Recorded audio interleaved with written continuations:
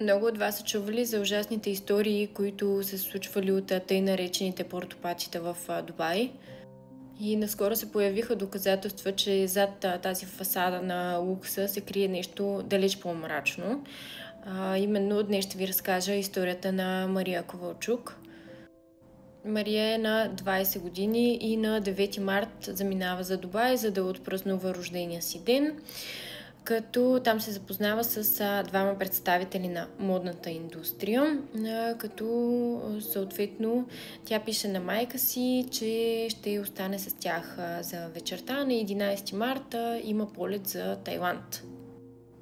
Става 11 март и Мария не се явява на полета си, като изчезва безследно и съответно 8 дни е в пълна неизвестност какво се случва. На 19 марта я намират край път в Дубай с множество наранявания, много тежки травми, с невъзможност да говори и откарана по спешност. Вследствие са направени 3 операции. И по-късно се появява запис, на който се предполага, че всъщност тя е заснела това, което и се е случило в дните на изчезване. Така че, момичета, внимавайте на кого се доверявате, с кого общувате, в какви групи се включвате. Това не става въпрос само за Дубай.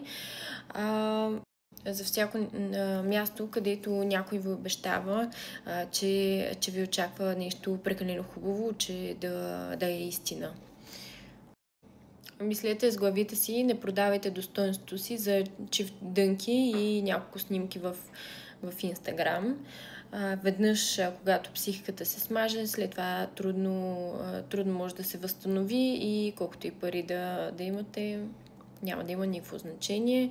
Бъдете стойностни и разберете, че луксът не се равнява на скъпите чанти. Напротив, луксът е това да се чувстваш обичан, да се чувстваш в безопасност и да съхраниш своето достоинство.